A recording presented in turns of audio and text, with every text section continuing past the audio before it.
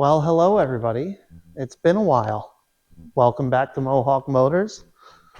Or if it's your first time, welcome to Mohawk Motors. My name is Jason. I've taken a bit of a vacation, if you will. At least from videoing. I've still been doing other stuff. But I'm ready to pick the camera up, get back to work on some projects, get you guys caught up to where I am. I guess if you look back the last video I uploaded, I had been telling you about the parts I've been selling on eBay and have available for sale on eBay, and asking if anybody had any used engine oil.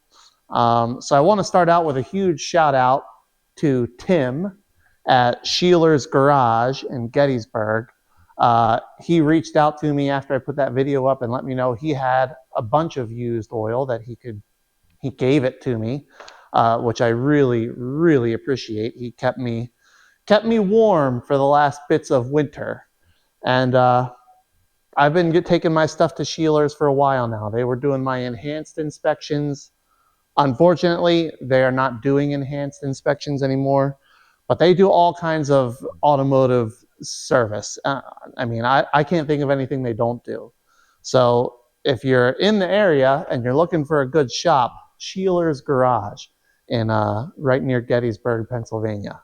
Awesome guy. Thanks again, Tim. I really appreciate it. And like I said, kept me warm out here through the last bits of winter. I've been getting some stuff sorted out, and I've started on another project. I've been really looking forward to this one for quite a while. I've been gathering pieces. Let me rephrase. I've been gathering donor trucks for this project for quite a while. And you can see I've got some parts here, and I'm going to get started on the framework I need to do here. I'll jump to that in a minute. But I'm going to try something different. Rather than trying to keep two separate playlists going on the different projects that I have here, each video I'm just going to update you on the progress I've made, whether it be on the CUCV, which you can see. This one's going to start going back together. I've gathered up all the parts and pieces I need, so we'll start getting this put back together. And this is a crew cab long bed. This frame is from a 2003. You can see the cab sitting up on the lift. I got to figure out how to get that cab out of here. I haven't lifted a crew cab with my tractor yet. I think it's going to be a little bit too much weight too far out.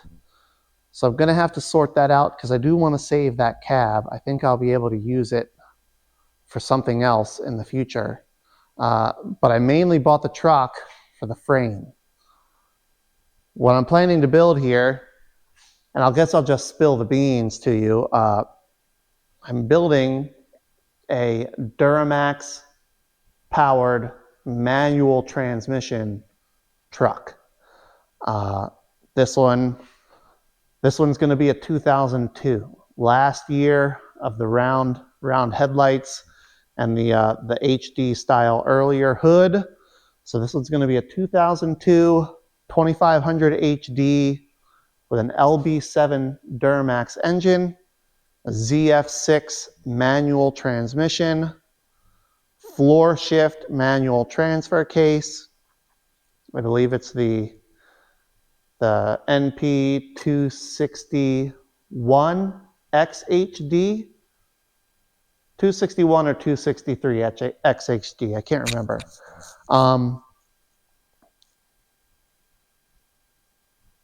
But I want this is a bucket list truck for me. And if you've been following the channel, you know each truck that I do is a little bit better than the one before and a little bit better than the one before. And that's my plan with this one, because I have zero intention of ever getting rid of this one. I would really, really like to take this one cross country at some point. Probably when my kids get a little bit bigger. I want to take this truck cross country. And in doing it a little bit better each time, this one, I'm going to go and do some work on the frame that I haven't done before and correct some things that I just don't understand why GM did it. So we're going to correct that, and we're going to make a few small repairs as well. So I'm kind of chomping at the bit to get going on it, so let me show you what we're doing first. So I bought this truck from auction. I got it in the Copart auction. I actually got it for a price that I was happy with. And it was at the location closest to the house, which was nice. It's a 2003 2500 HD, crew cab, long bed, like I said, four-wheel drive, and it was in a light front end accident. But from looking through the pictures on the listing and looking at the truck, I was pretty sure this truck was going to have the frame that I'm after. And I've been looking for frames for three or 4 months to try to find a frame that I thought was a good enough starting point for what I want to do. And I was pretty confident this one was going to be it. And fortunately for me, it is. It needs 2 little minor repairs. And then, like I said, I'm going to make some improvements. I'm going to correct some things that GM did, and I don't understand why GM did it, because it was a bonehead decision. So anyway, first repair, my bumper bracket on the driver's side frame rail was tweaked. Let me see here. Here it is. I still have it.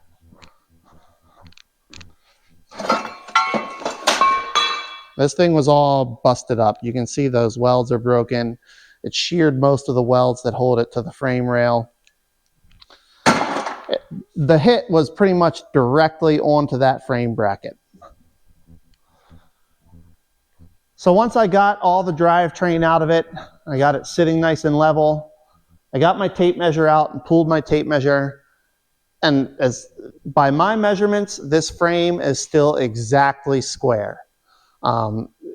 Measuring from point to point on both sides, it's exactly square still, which was my only little bit of concern. But like I said, it looked like a light hit, and I didn't think it was that bad. And my measurements have proved me right. But it was a direct hit on this bumper bracket. It crumpled it up.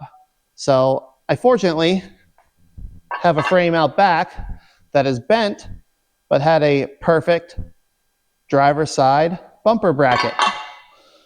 So I cut the welds off. These things really, there's not much holding these on there. So I cut the welds. I'm going to get my frame rail cleaned up, and then we're going to get it welded back on here on the front. Not a huge deal, very easy to line up. They're symmetrical from the factory. Equal distance from the tip of the frame to the back of the bracket, equal distance from the top of the frame to the top of the bracket, etc. So I'll be able to take my measurements off of the passenger side, transfer to the driver's side. I'll get it lined up just right. Even if I'm off by a 16th or so, there's adjustment in the bumper brackets themselves. So I'm going to get that really, really good. Next thing, and this is a super common problem, fuel tank cross member. The front one here has got holes in it and pieces falling out of it. So you can see I've got a new fuel tank cross member here for the front. These are really affordable now. I think this one was like 60 bucks. And then fortunately, my rear cross member, this one is solid. No problems, no holes. That one I don't have to mess with. So we'll get that done. And then that's going to bring us to, I just don't understand why GM did this. And now is my opportunity. I'm going to correct it. I'm going to do what I think GM should have done in the first place. But back here at the rear of the frame, right above the rear axle, where the bump stops mount, they put these reinforcements in the frame. And it basically is just 2 layers thick, from right here to right up here. And they do this all the time in big trucks. They have double layer, even triple layer thick frames. The problem here is GM chose to double the thickness of the frame right here in the wheel well. And then they decided to cut holes in the outer layer that allow debris and moisture and all kinds of nonsense to get in between the layers. And that causes corrosion, and that causes rust jacking. And you can see we've got a little bit of separation between the layers on this side.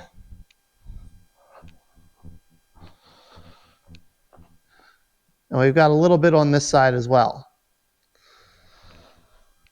So what I want to do, again, now is my chance, is I'm going to cut the welds. And these things, they're welded here at the back, at the front, and then along the bottom edge here and along the bottom edge here. I'm going to cut the welds, get those brackets, those reinforcements out, needle scale, get all the rust and corrosion off of them, get them coated with rust converting primer. And then I'm going to cut some plates and we're going to fill these holes. We're going to cut an oval for this one. We're going to cut a circle for here. Over on this side, same thing, an oval, a circle. This hole is for the brake line bracket. We're going to fill that. This one as well. We're going to fill that. And then we're going to get these two up here filled as well. And that should eliminate a huge problem. I won't get any more moisture, any more nonsense going inside of there, and hopefully help this frame last a long. It'll outlast me at this point, I think. And I got to tell you, I probably looked at 25 or 30 frames trying to find one that didn't have this problem, and I didn't see a single one that doesn't have this. And this is the best one that I've come across. It has the least amount of rust jacking and lost thickness in the material. And once I get those holes filled, I'm going to get the reinforcements put back in. And fortunately, we've got holes in the bottom where the bump stops mount. So it should be very easy to get it lined back up exactly where it came from and then get it welded back in. So that's the plan. Time to get to work.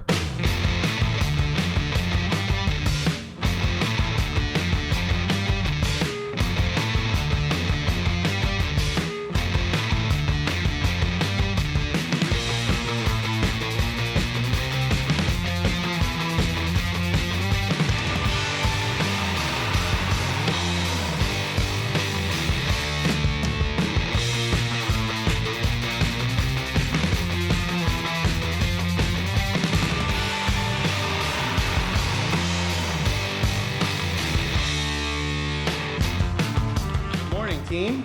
So Saturday morning now. Made some good progress yesterday afternoon and yesterday evening. Realized that I forgot to show you some of the repairs that I was going to do, so I'm halfway through those. I want to show you that and how I'm doing it because it's working really well. I'm really happy with the results on that. But quick update before I get back into it today. The new front fuel tank crossmember is installed. Before I put this in, I wire wheeled the frame down to bare metal on both sides, wire wheeled the underside of the crossmember down to bare metal, and then painted them. I gave it 3 coats of rust converting primer. So nice and clean inside. And then I don't know if you've ever replaced one of these before. They typically come with some hardware. This one came with, it looked like grade 3 hardware. And I keep here, I keep hardened bolts here for when I'm doing framework. And these are a 9/16 by 1 inch hardened bolt with a crush style lock nut on the bottom side. And I feel way better about having those in there. You can see crush style lock nuts. I feel better using those than I do using the chrome Chinesium bolts that the crossmember comes with. Crossmember itself I have no concerns about, but I want to make sure that I'm using good hardware when I'm working on frames. And that brings me to the repair that I forgot to show you. So when I bought this truck, it had some running boards on it. And I gotta tell you, they were the the dumbest running boards I've ever seen. They bolted through the frame and they hung way low. They actually got hung up as I was getting the truck loaded up onto my trailer and bent them all up. Fortunately, I wasn't planning to save them anyway, because they hang so low below the frame. And like I mentioned, they had holes drilled through the frame to mount them. 4 here in the front, 4 there in the back, on both sides. Realistically, these holes would probably never cause a problem. Except for one thing which I really don't like is, on these front holes, they had drilled through both layers of frame here, where it's doubled up, which would introduce a spot for debris, moisture, to get in between the layers of frame, and I do not want that. So I drilled the holes out to 9/16 to clean them up. You can see I've cleaned off the surface of the frame here. And then I welded the holes shut using an a copper backer. This is just a piece of copper pipe that I had laying around that I crushed flat. And then what I would do, and you can see I've already filled the holes on this side, I would hold the copper backer in place with some C-clamps and then weld the hole up from the outside. And you can see here, once it's all blasted and painted, you'll never even be able to tell there was a hole there. And same on this side. It fills them in really well. It lets me get lots of heat into it, so I know that I've got good penetration, and it basically is one piece again. And that's what I'm after. So I'm gonna go ahead, tip this side of the frame up, because I had the frame tipped up to about 45 degrees just to make it a little easier to keep my puddle in the hole. And do the same thing on this side. I'll give you some time lapse this time. Once I got done welding up and took my backer out, then I just cleaned up the inside with a little finger sander. A little extra work, not a huge deal. Didn't need to be done, but I will feel better not having those holes there, and it'll be a nice solid frame rail the way it's supposed to be.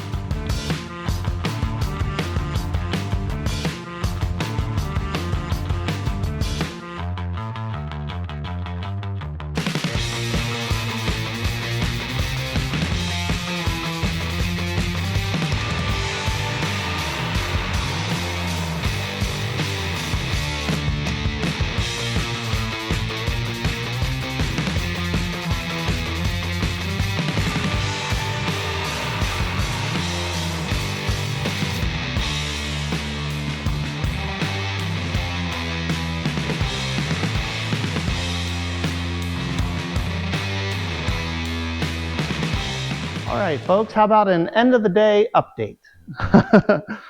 It's getting into the afternoon. I'm at a good stopping point for the day, and I'm keyed up for where I want to get started tomorrow and move along on things. I got all of the holes from the running boards filled. I even found some bonus holes under the center body mount there. I got those filled. So I'm really happy with how those turned out. Like I said before, once this frame is blasted and painted, you'll never know that anything was there. And I can't remember if I had mentioned that before or not, but I'm farming this one out. I'm gonna do all of my prep and get everything on the frame how I want it to be. And then I'm taking the frame as well as all the larger pieces, transmission cross member, lower control arms, leaf springs, rear axle, taking all of that stuff to get sandblasted and painted. It just basically, it's not worth my time and the mess to do it myself. I'm just gonna pay somebody else to do it. So it'll all get sandblasted down to bare metal, epoxy primed, and painted. I'm really excited about that. It's gonna look really good. You can see I've got the rear suspension out, the rear axle out. I'm not using this rear axle. The short version, it's got 410 gears in it. This is also a 10.5-inch ring gear, corporate 14 bolt. The Duramax trucks came with a AAM 14 bolt that has an 11.5-inch ring gear. If I'm being honest with you, I don't think that 14 bolt, this 10.5-inch 14 bolt would have ever had a problem with the Duramax. But it's not what would have been in the truck from the factory, and I like doing my stuff as close to factory. I like to call it like a factory plus restoration. So I've got a donor truck out back with the correct AAM 14 bolt. It's got 373 gears in it, which I also think is going to suit the ZF6 and the Duramax drivetrain a little bit better versus the 410 gears that are in this corporate 14 bolt. So that's why that's a part. I also, what else? Oh, I also got the correct transmission cross member. This is a ZF6 transmission cross member out of one of my parts trucks. I haven't looked to see if the NV4500 and the ZF6 cross members are the same, but I can tell you for sure the ZF6 and automatic transmission cross members are the same.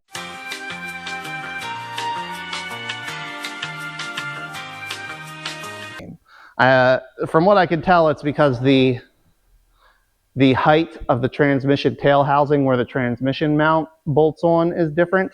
So the manual transmission, the ZF6 cross member, is lower. This part is shorter. So I've got that in there. Started getting the front suspension apart. I've got my new bumper bracket welded on in the front. So tomorrow morning I'll come down, I'll get the wheels off, I'll get the front suspension off, and that'll make the frame, it's still going to be heavy, but that will make the frame as light as possible because I want to flip it up onto its side to cut all the welds and remove these rear gussets.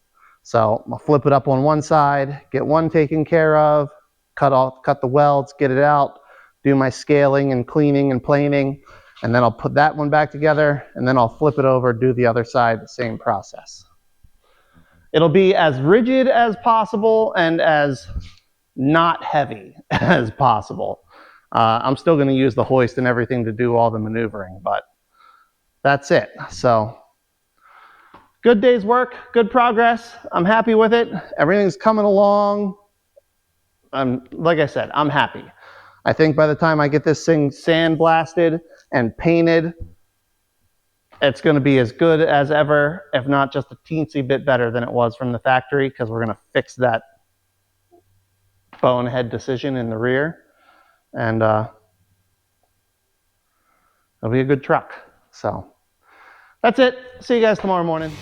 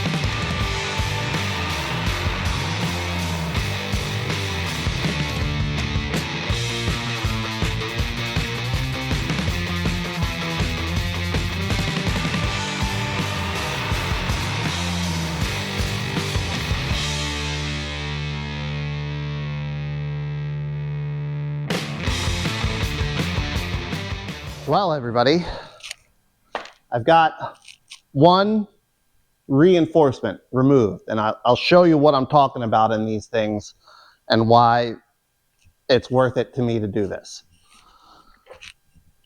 So I've got, here's the reinforcement, and you can see on the back side here, watch. That's all rust.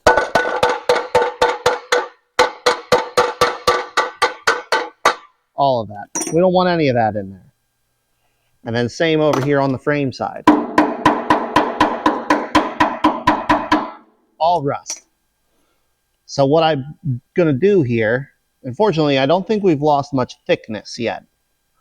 So what we're going to do, I'm going to get after this thing with the needle scaler. And I'm going to scale off all of this flaking rust as much as I can. And then I'm going to get in here with my flap disc. I'm going to grind down the old welds, get rid of those. I may have cut a teensy bit too deep, so I'll weld up where I cut too deep and then grind it flush again. And then I'm going to get in here with a rust converting primer. We're going to get both sides as clean as we possibly can with the wire brush and the flap disc and everything else. Get the inside here all clean. Get the back side of this all clean. Down to bare metal. Hit it with some rust converting primer. And then get it prepped to put back on. I haven't decided yet if I want to fill my holes before I put it back on. These holes I'm definitely going to weld shut. I'm pretty sure I'm not going to weld shut. I'm going to cut patches and weld patches in here. I know for a fact, 100%, I'm going to get these sealed off. I don't want stuff to be able to come from the wheel well into here anymore. I haven't decided yet if I'm going to close this hole off. I probably am. Again, because I don't want stuff to be able to access it from the back side either. So needle scale, clean, prep, weld in patches for those holes, rust converting primer, get it back together, weld it back up. A bit of a process. I'm hoping with the amount of time I have allotted today that I can get done one side. And then I guess maybe this evening or tomorrow when I'm down here, I'll work on the other side. So let's get back to it. Enough talking.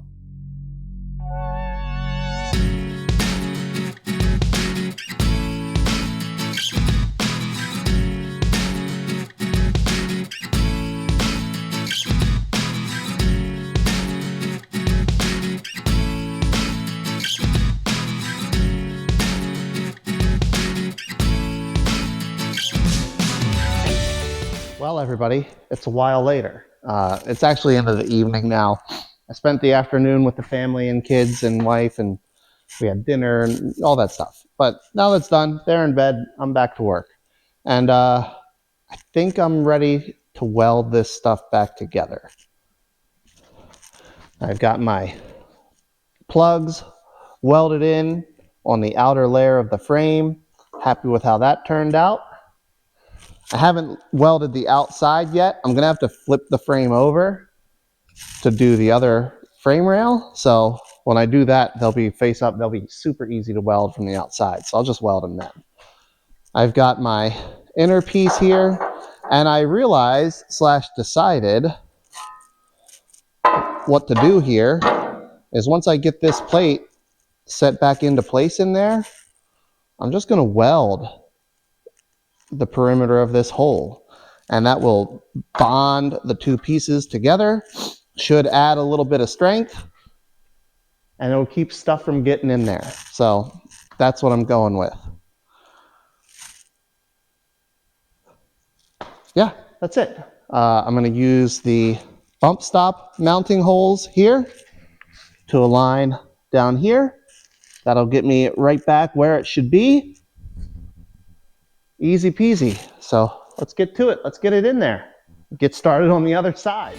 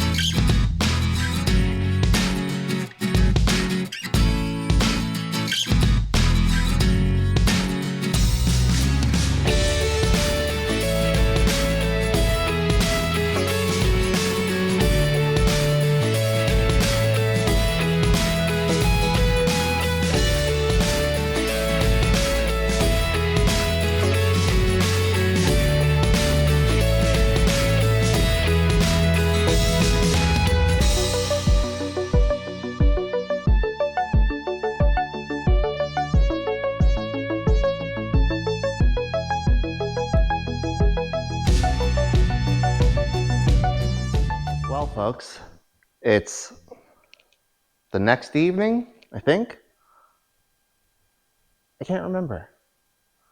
Saturday. Yeah, I'm pretty sure I left off yesterday afternoon and came back down last night, did some more. Now it's Monday night. It's about 11:30. I'm finishing up for the night. I think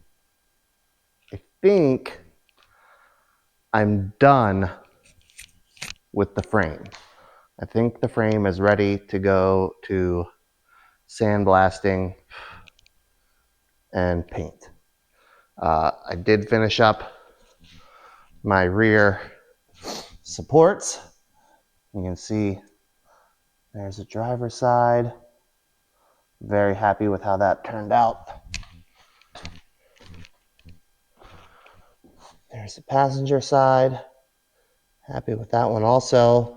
My little bolt holes for the shocks are lined up perfect, or excuse me, for the bump stops are lined up perfect. And now you can see how it should have been from the factory, from way over here all the way to back here. Solid, no way for any debris or moisture or other detritus to get in between the layers and cause corrosion. I feel really good about this. I went back and forth on whether it was worth it to do it or not. It was a lot of work, but now that I'm done, I'm really glad I did it, because that is the one spot that is just, it would have been a problem eventually. And now it should not be a problem.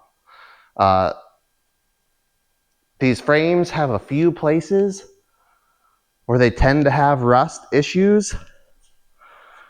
The rear cross member is one of them. This one is in good shape. And I've added drain holes, one in the front here and one in the back, because I think what ends up killing these things is water and other debris sits on this little ledge. You can see it's kind of concave. It sits in there and chews it up. So I got some drain holes drilled to help prevent that from happening. Fix the parts I showed you. Fuel tank cross members, another common issue. This one, the rear cross member, is still solid. Very happy with that. Front one is replaced. Shouldn't have any more issues there, especially I like to plug the end of these after everything is coated. So the blaster, I talked to the blaster today. He said he's very familiar with these frames. He knows the trouble spots. He knows where to really make sure he gets them as clean as possible. And he says he does the best he can to get the inside of these cross members blasted through, which obviously he won't be able to get the whole thing, but he'll be able to get close to the ends and a little bit in. And then he hammers the paint into them to try to get as much coverage and protection on the inside of it as possible. And then I've done this on all my trucks, but they sell little plastic caps that you can put on the end. So I'm going to cap the ends once it comes back from paint. And then all of these little holes that I don't need, I cap the ones on the top and I leave the ones on the bottom open. So there's a good pathway for anything that gets in there will find its way back out through the bottom. Same with the front cross member, same with the middle cross member. The transmission cross member, those are hollow, but you can blast water all the way through them and get those cleaned out. The front control arm cross member is hollow, so you can get things cleared through there. And then this front tube cross member, I put plugs in the ends of those also. So I'm really hopeful that this frame it'll outlast me. I really hope. And I think I've done all I can to make that possible. So I'm going to tidy up a little bit, and then I'm going to go up and get a shower. And tomorrow evening, I'll come down and take a look again and see if there's anything else I can think of that I might have missed. I've got all these holes that they drilled for the running boards, all welded shut. I got the new bumper bracket, well, new to this frame bumper bracket, welded on in the front. Best one yet. Try to do a little bit better every time. And this one, this is definitely the best 2500 series frame that I've done so far. So, and I'm confident that it will be the best frame that I've done, period, after it's sandblasted and then back from being painted. So, it feels good. We'll see you guys tomorrow. All right, everybody. Well, it's a few nights later. I've been busy.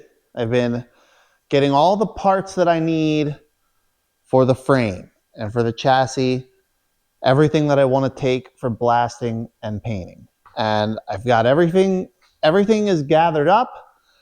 And of course, after I got everything gathered up, I remembered, oh man, there's a few more welding projects that I need to do on this before I take it.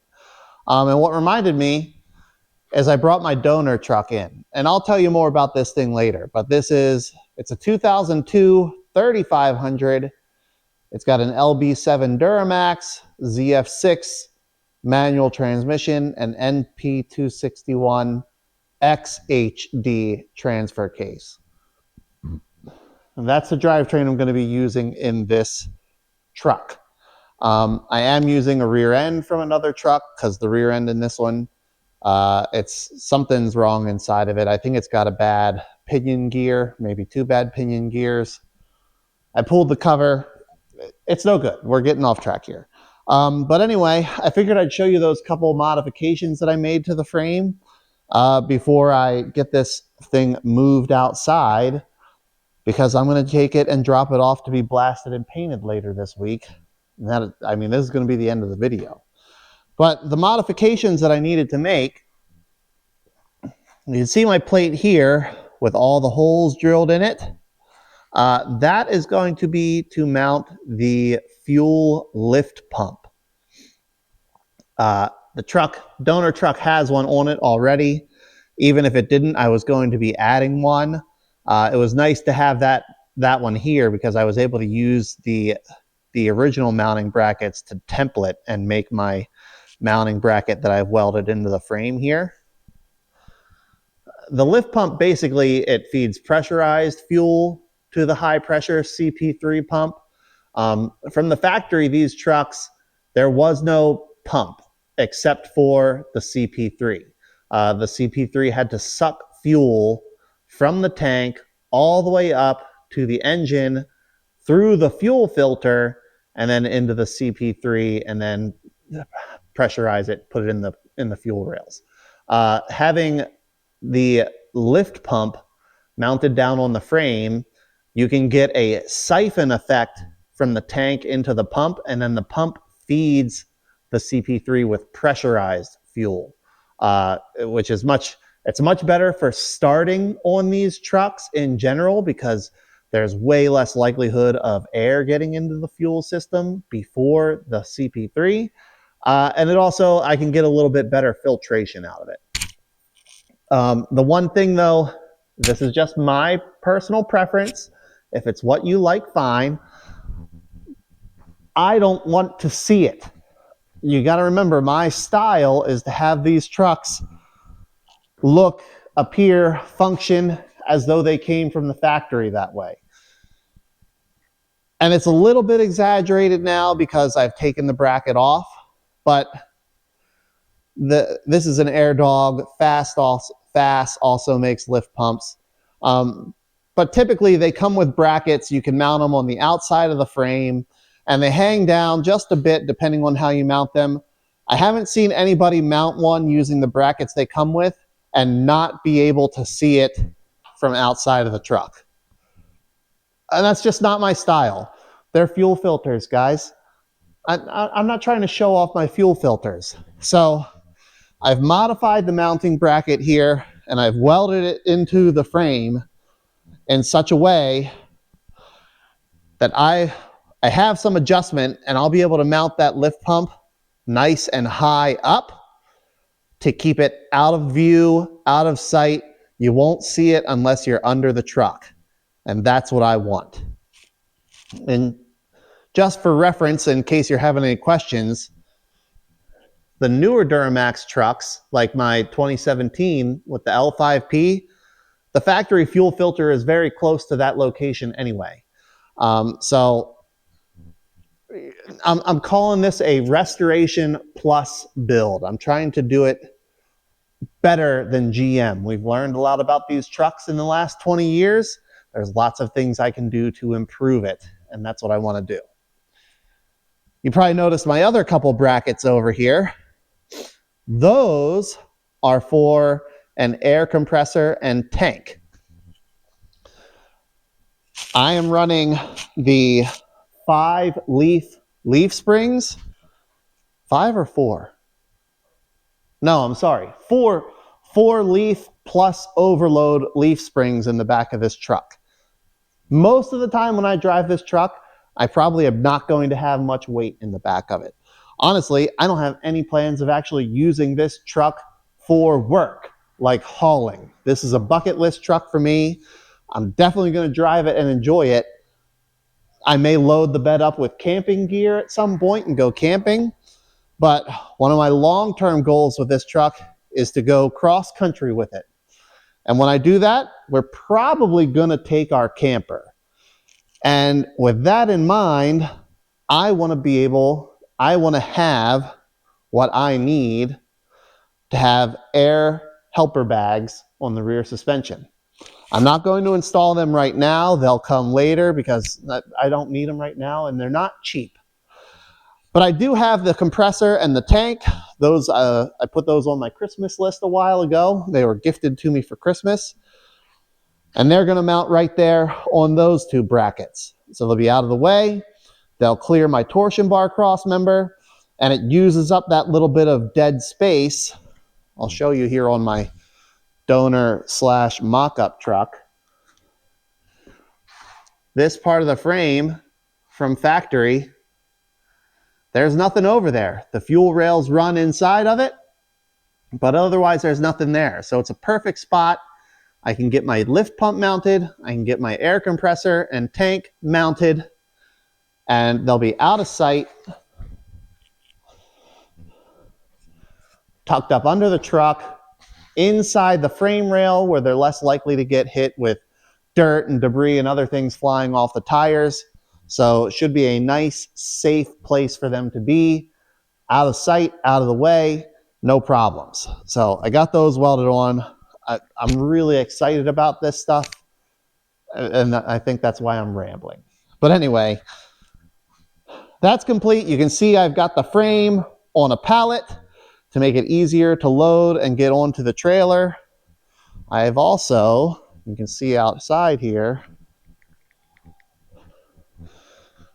I've palletized everything else that I'm taking to the sandblaster as well. I've got the good rear axle that I'm using, the rear leaf springs, the torsion bars out of the 3500 donor truck. I've got good lower control arms, factory lower control arms. I have pressed new ball joints into those lower control arms. I'll put new bushings and everything when they get back from blasting and paint. My trailer hitch receiver, the ZF6 cross member. What else? Torsion bar cross member, also from the 3500 donor truck. If you didn't know this, the Duramax torsion bar cross members are different from the gas torsion bar cross members. They will interchange, but again, I want this thing to be as factory appearing, functioning in every way possible. And the front sway bar and the engine cross member there in front of the front differential. You can see I've got no bushings in the leaf springs either. I wrestled those buggers out, got them painted up. I did put new, I don't know what these little things are called, shim spacers, sliders in the leaf springs. So those should function smoothly and quietly. Oh, I've got my center link on there too. All sorts of stuff.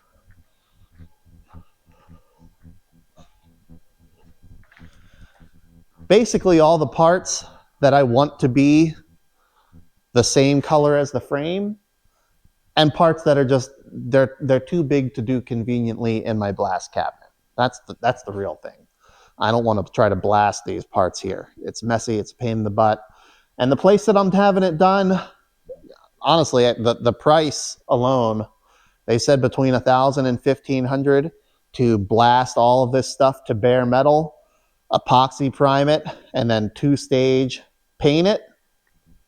Guys, to not have to deal with blasting, that is well worth it to me. So I'm going to get the frame out of here. Tomorrow I'll get everything loaded on the trailer. I'll take it to blasting, and it may be a while. They said they're booked out a month, but if this stuff is up there ready, if somebody doesn't show up or if they finish some jobs early, they can slip this in and fit it in the nooks and crannies, because it's small work. It's easy to move around for them. So I think that's it. There's nothing else to do with this chassis, suspension, nothing else to do with any of this until it's back from paint and we can start putting it together. I think I am going to be able to put this whole rolling chassis together one time, but I think some other parts are going to need to be mocked together and taken apart and so on and so forth. So we'll cross that bridge when we come to it. And in case you're wondering where the fuel lines run on the driver's side frame rail, I am still planning to run the stock factory style fuel lines along the inside of the frame there. It may be challenging to get them in with these brackets that I've added, but it's just tubing. So if I need to, I can bend it and straighten it back. There's plenty of room to work. So we'll get it in there one way or another.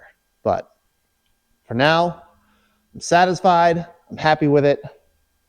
And I really can't wait to see it after it's been blasted and painted and looks fresh. So that's it for this video. I'm going to try to get this thing edited and uploaded for all of you. And I'll see you then. Until the next one, take care.